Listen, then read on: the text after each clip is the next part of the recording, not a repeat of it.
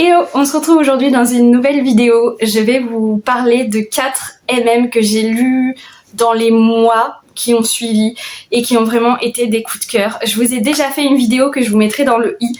Je fais comme ça parce que je sais pas dans quel sens il est. On commence avec mon deuxième coup de cœur de l'année 2024. Il s'agit de Une nuit infinie de Elliot Schrefer. Je sais pas trop comment ça se prononce, publié chez Rivka dans cette magnifique édition.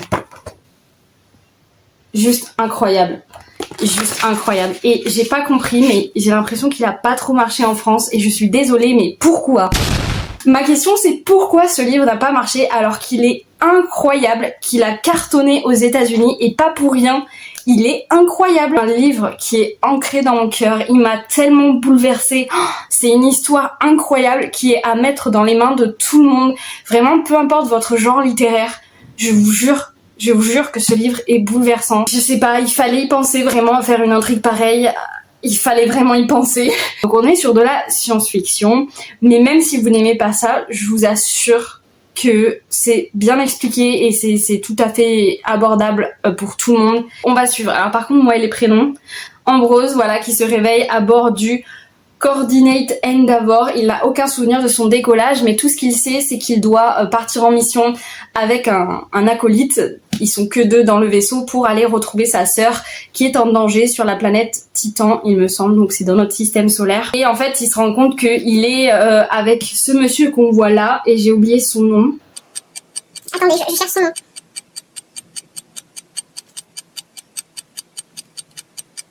Voilà, il est avec Kodiak, sauf que ils sont tous les deux de 2 nations ennemies parce qu'on est plusieurs années dans le passé, enfin dans le futur pardon, de notre planète Terre. Et il y a 2 nations qui se disputent la Terre, pas plusieurs comme actuellement.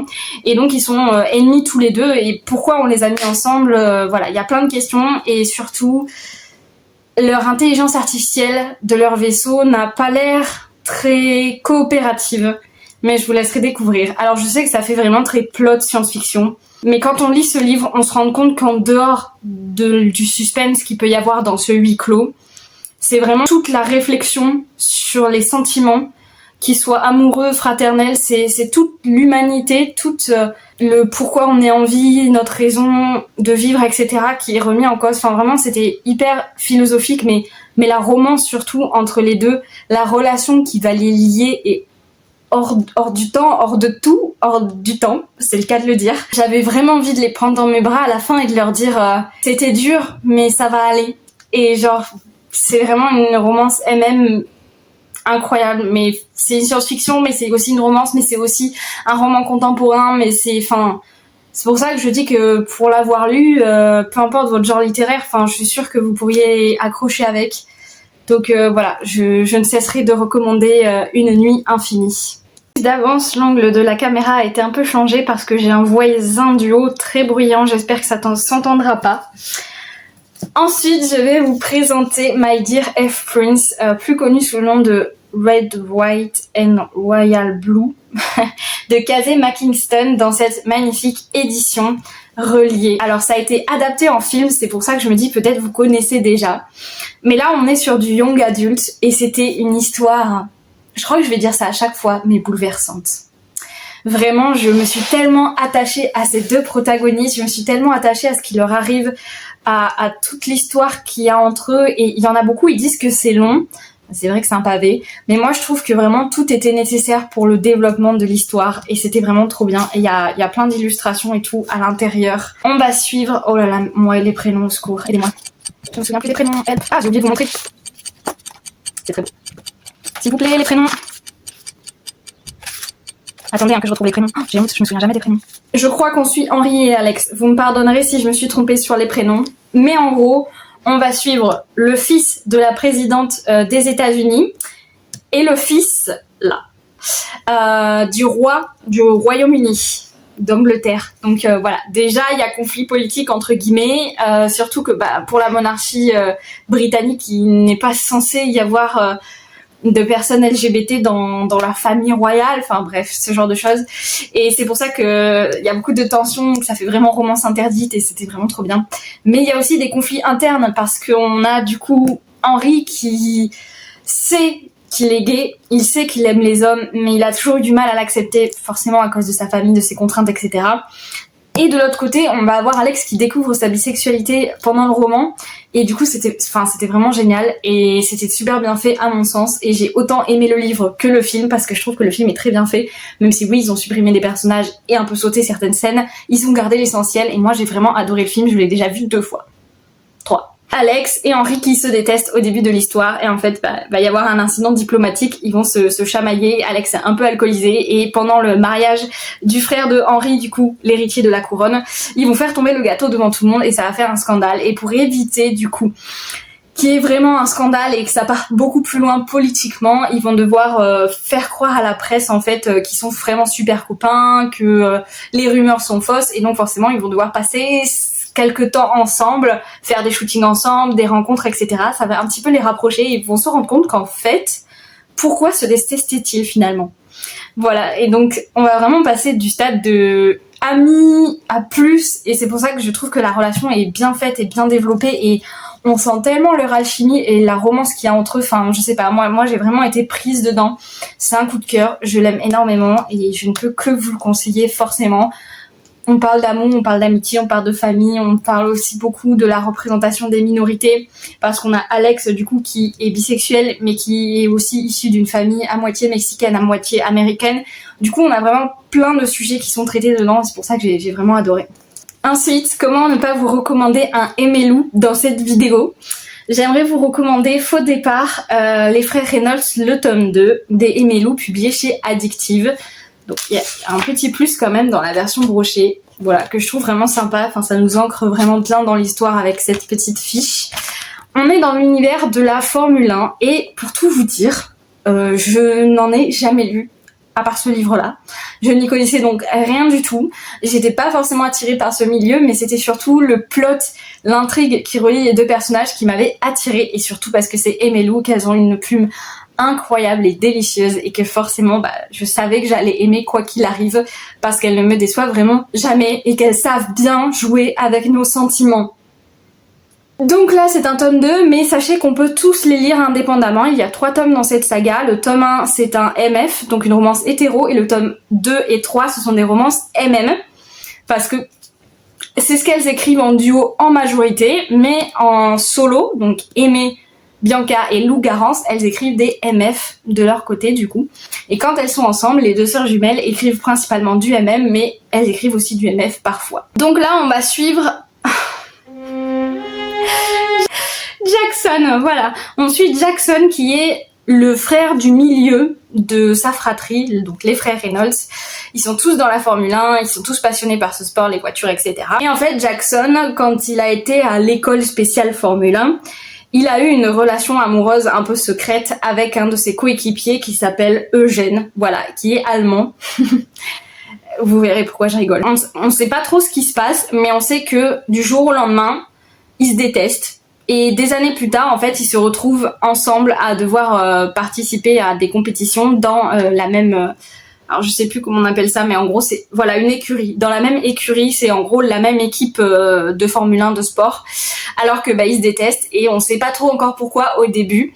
Il a dû se passer quelque chose entre eux et tout ce qu'on sait c'est que Jackson sera toujours fou amoureux de lui malgré qu'il lui en veut pour ce qui s'est passé. Sauf que Eugène a l'air de faire comme si justement il ne s'était rien passé et surtout Eugène est fiancé à une femme. Et bon, forcément, ça va déclencher pas mal de choses. Donc on est vraiment sur la trope seconde chance et plein d'autres. Mais c'était vraiment bourré de tension. J'ai adoré. C'était du Aimé-Lou. Enfin, je sais pas comment elles font, mais elles adorent torturer leurs lecteurs quand même, vraiment. Elles sont tellement fortes et douées pour mettre de la tension entre les protagonistes, qu'elle soit de la tension amoureuse, que ce soit de la tension colérique, des erreurs du passé, etc. Enfin vraiment c'était trop bien. Et je peux que vous le conseiller évidemment, en sachant comme j'ai dit que je n'avais pas lu le tome 1 et pourtant j'ai très bien compris tout ce qui se passait dedans, donc c'était vraiment trop bien. C'était hyper addictif, je l'ai lu d'une traite et... préparez votre cœur, c'est tout ce que je dirais. Et enfin pour conclure, j'aimerais vous parler de la saga Elite en 3 tomes, mais comme vous pouvez le voir, ce sont des tomes tout petits. Donc vraiment ça se lit comme ça. Donc on a le tome 1, Zone de danger, le tome 2, Zone de turbulence, et le tome 3, Zone sous haute tension, des autrices Brooke Blaine et Ella Frank, publiées chez MXM Bookmark, donc édition Bookmark, dans leur collection MM. Et je sais qu'on n'est pas très torse-poil normalement, mais j'aime beaucoup les couvertures parce que ce côté ombre, avec à chaque fois le rappel un petit peu justement du milieu où on est. Enfin, moi j'adore les couvertures, je les trouve trop belles. De toute façon, toutes les couvertures de cette maison d'édition sont incroyables. Et là, on est clairement sur un Top Gun MM. Voilà. Donc, même si vous n'aimez pas le film, tentez quand même, parce que si vous aimez les romances qui se passent dans le milieu militaire, incroyable. Par contre, trigger warning, attention, c'est très spicy. Il y a beaucoup de smut dans les 3 tomes. Vraiment beaucoup. Donc je vous le dis, enfin, c'est pas concentré du tout autour de ça. Le tome 1 un petit peu, mais surtout les autres, c'est quand même les sentiments, la tension qu'il va y avoir entre les protagonistes, entre leurs romances totalement interdites, etc.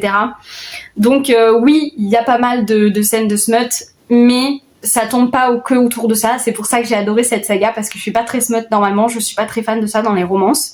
Enfin, 1 ou 2 ça va, mais plus ça me dérange. Alors que là, ça n'a pas du tout fait la même chose, parce que je me suis beaucoup attachée au personnage, parce que la plume est très très addictive, et que je me suis, juste attachée à eux deux, et que vers le milieu du tome 1, on a quand même commencé à sentir qu'il y avait plus que de la tension sexuelle entre eux. Et le plot twist, enfin le cliffhanger, le rebondissement à la fin du tome 1, il a eu mon cœur. Il a eu mon cœur et mes tripes. Et heureusement, quand je l'ai découvert, le tome 2 était déjà sorti, donc j'ai pu avoir la suite, mais j'ai dû encore un petit peu attendre pour le tome 3. Voilà, donc c'est vraiment une saga que j'ai adorée. Donc on va suivre Matteo et Grant, qui du coup vont intégrer tous les deux Top Gun en gros, c'est-à-dire l'unité d'élite, la classe élite pour être formée à l'armée de l'air, du coup, à être pilote de ligne pour l'armée. Et en fait ils sont rivaux et en même temps ils sont censés s'entendre, mais au début ça va pas être le cas.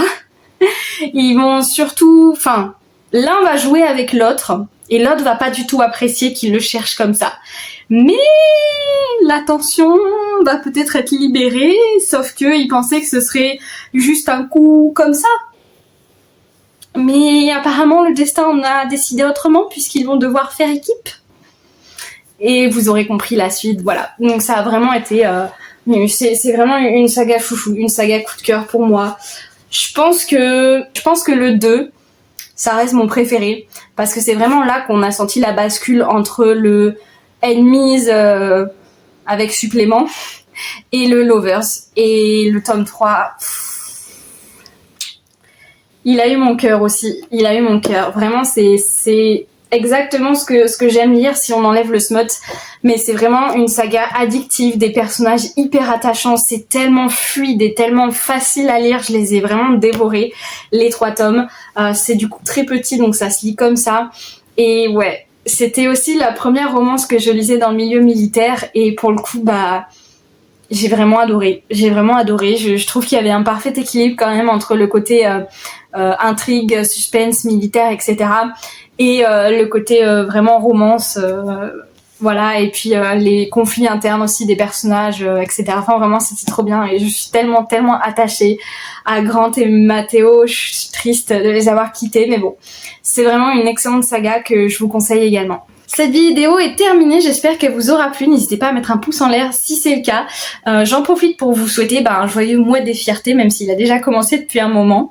Et puis je vous dis à bientôt pour une prochaine vidéo. N'hésitez pas à me dire en commentaire si vous avez lu un de ces livres, ou s'il y en a d'autres que vous avez lus, que vous avez aimés récemment. À bientôt pour une prochaine vidéo.